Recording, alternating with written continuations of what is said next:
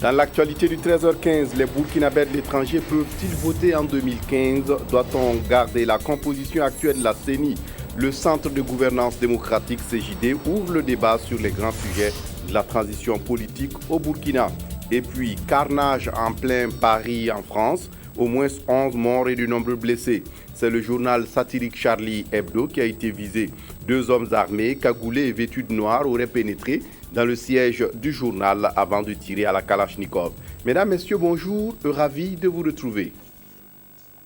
2015, année électorale au Burkina Faso. Des milliers de Burkinabés sont appelés aux urnes pour désigner un nouveau président, des députés et des conseillers municipaux.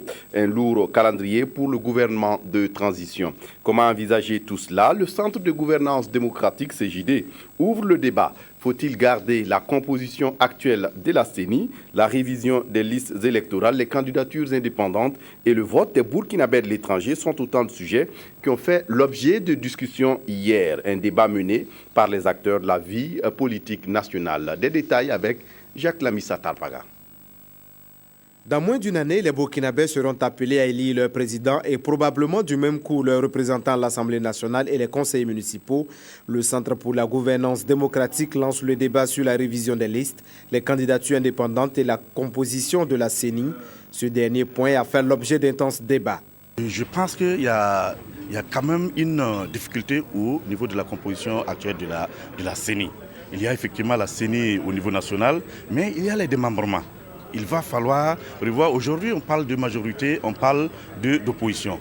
Mais au niveau de la CENI, au niveau de l'égalité, au niveau de légitimité, c'est à ce niveau-là, et de société civile.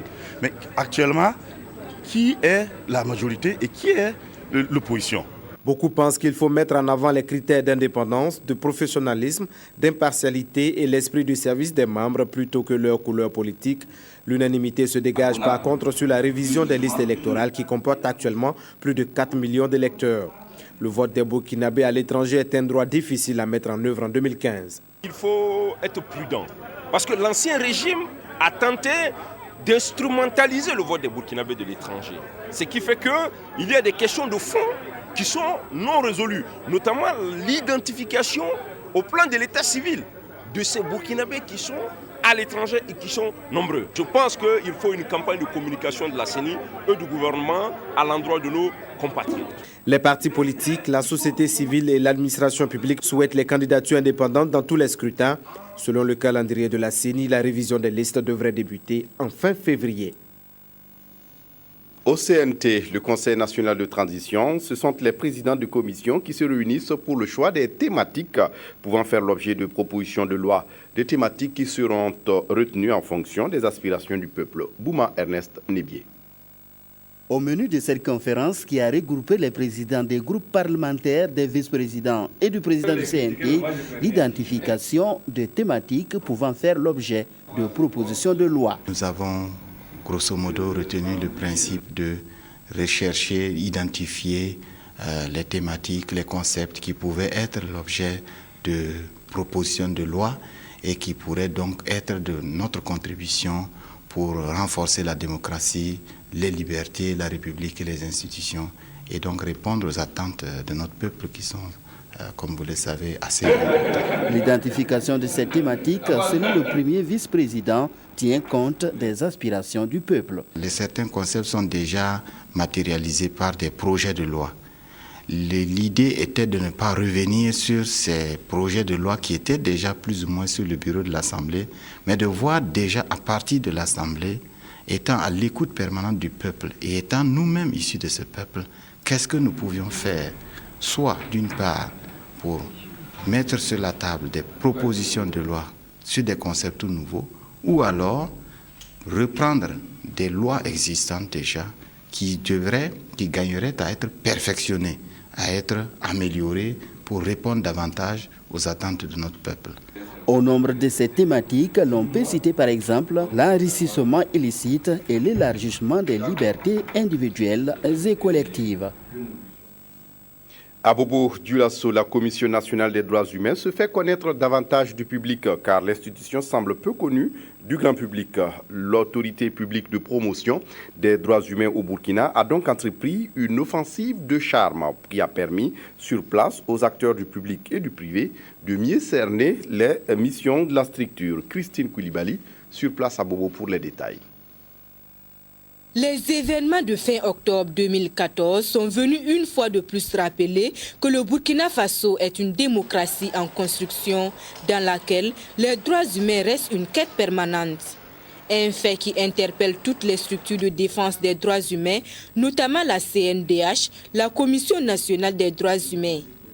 Une autorité publique autonome de promotion, de protection et de défense des droits humains qui a plus de 10 ans d'existence, mais qui semble méconnue du grand public. C'est une vieille institution, mais aussi une nouvelle. Parce que financièrement, on n'existe pas comme ça, mais aussi, ce n'était pas en tout cas bien connu.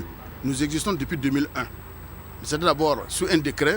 Maintenant, depuis 2009, c'est une loi. Depuis 2013, nous avons été installés.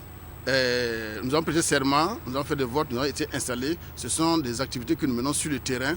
C'est pour dire qu'on n'était pas soutenu financièrement. Mais nous profitons de cette occasion pour remercier le PRGP, la coopération japonaise, qui a œuvré de tous les moyens pour nous soutenir.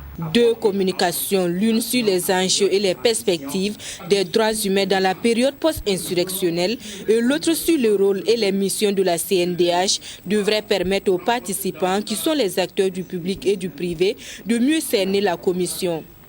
L'étape de Bobo-Dioulasso marque le début d'une série d'activités qui aura lieu dans toutes les régions du Burkina pour donner plus de visibilité à la CNDH. Dans la promotion des droits humains, les droits des enfants occupent une place de choix. La coalition burkinabé pour les droits des enfants en fait son cheval de bataille. Elle vient d'organiser à Ouagadougou ce mercredi matin une rencontre avec ses partenaires. Objectif, aboutir à l'élaboration d'une politique nationale de protection des enfants. Explication, Éléonore Yerbanga. L'éducation et la santé sont entre autres les droits conférés aux enfants pour leur plein épanouissement. Des droits la plupart du temps violés dans les milieux censés assurer le plus de sécurité, comme la cellule familiale. Aussi, les organisations et services de promotion, de protection et de défense des droits des enfants veulent-ils se doter de moyens nécessaires pour assurer une plus grande protection de son public cible. Aussi, les organisations et services de promotion, de protection et de défense des droits des enfants veulent-ils se doter de moyens nécessaires pour assurer une plus grande protection de son public cible avec cet atelier de formation sur l'élaboration de la politique de protection des enfants initié par la COBUFAD, la coalition au Burkina Faso pour les droits de l'enfant, au profit de leurs partenaires et de leurs membres. Les enfants, de par leur spécificité, ont besoin vraiment d'être beaucoup plus protégés.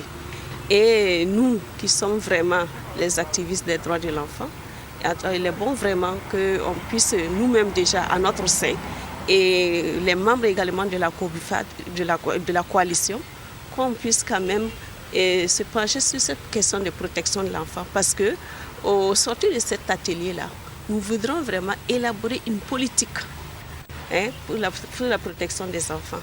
Et également nos membres qui n'auront pas cette politique-là, qu'eux aussi puissent être outillés afin que chacun vraiment puisse élaborer cette protection qui est très très importante. Passé cette étape, la COBUFAD va s'atteler à la mise en œuvre de la politique qui sera adoptée à l'issue de cet atelier. De son côté, le comité de pilotage du projet de gestion participative des ressources naturelles et le développement rural du Nord, du Centre-Nord et de l'Est a tenu sa première session le 30 décembre 2014. Le projet qui a été lancé en 2013 et court jusqu'en 2020 a josé à cette occasion un an de chemin parcouru. Zalissa Sanfo. Le projet Netaba, mis en œuvre dans les 3 régions de l'Est, du Nord et du Centre-Nord, a pour objectif l'amélioration des conditions de vie et des revenus des populations rurales les plus défavorisées.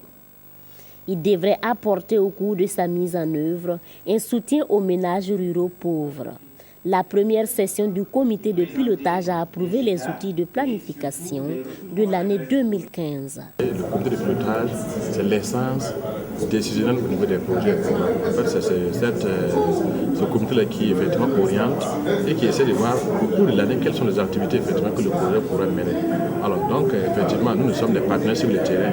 Donc, il nous importe effectivement de prendre part à ce comité de pilotage, à cette session, afin de voir quelles sont les activités programmées, quel est le budget qui est prévu et quelles sont les recommandations et puis aussi les améliorations que nous devons faire pour la mise en œuvre effectivement de ce projet-là. Nous sommes très satisfaits parce qu'il s'est dégagé quand même des possibilités de réalisation de certains projets. Et ici, il s'agit de préparer 2016, puisqu'on est déjà en 2015. Mais d'une manière générale, les participants ont très bien participé.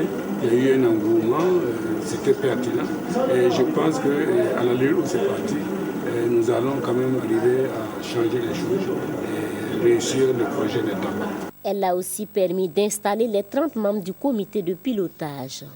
Enfin, la rencontre a examiné et adopté le projet de travail et de budget de l'année écoulée et celui de cette année. Bref, cette session du comité de pilotage a permis au projet de mettre le cap sur ses objectifs, à savoir appuyer les populations cibles à construire et renforcer leur autonomie. À Waïguya, dans le Nord, la Caisse populaire remet du matériel au centre hospitalier de la ville. Le don est composé de lits d'hospitalisation, de potences et de tables d'examen. Selon les responsables du centre hospitalier, ce matériel est le bienvenu. Ahadi Sandamba, sur place à Waïguya, pour le compte-rendu. Le bien-être social passe nécessairement par une meilleure prise en charge médicale. Laquelle prise en charge qui ne peut être faite qu'avec du matériel adéquat. C'est donc pour répondre d'une part aux besoins du moment et se conformer d'autre part à son slogan solidaire pour un mieux-être que la Caisse populaire de Waïguya apporte son soutien au centre hospitalier régional du Nord. Et ce sont au total 40 lits d'hospitalisation, 20 potences, 8 tables d'examen clinique et 8 tableaux d'affichage d'un coût global de 5,5 millions de francs CFA qui ont été remis à la structure. Je crois que ce n'est pas un don, c'est nous-mêmes. Parce que l'hôpital, c'est nous, la caisse, c'est nous. Et nous venons de nous donner un matériel qui, d'ici là, nous-mêmes, nous pouvons revenir dormir sur ces mêmes lits. Un don qui, au dit du premier responsable du centre hospitalier régional du Nord, entre en droite ligne des besoins du moment. La Caisse nous a approchés pour dire qu'ils veulent nous appuyer.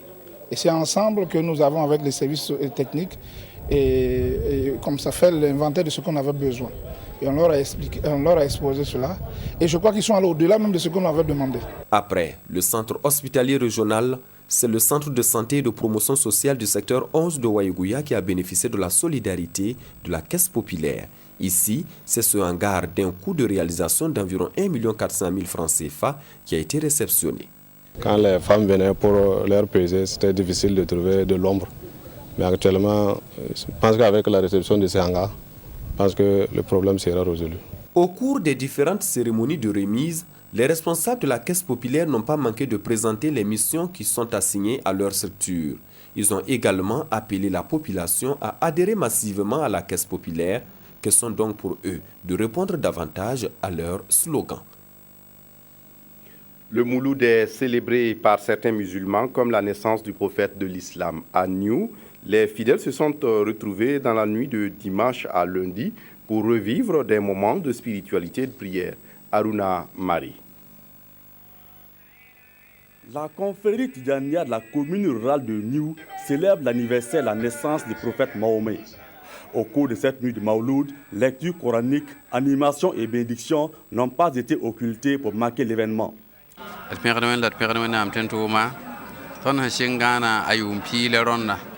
Nous rendons grâce à Dieu et au prophète Mahomet.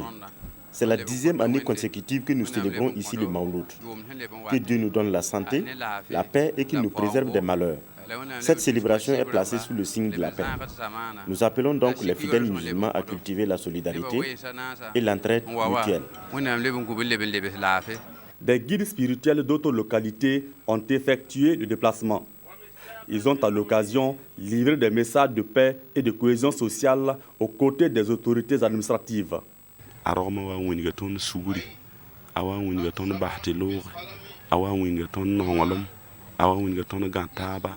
La naissance du prophète Mahomet nous a indiqué le chemin du pardon, de l'amour du prochain, de la solidarité et de la pureté. C'est pourquoi nous rappelons aux fidèles musulmans au cours de cette nuit les bienfaits de Dieu.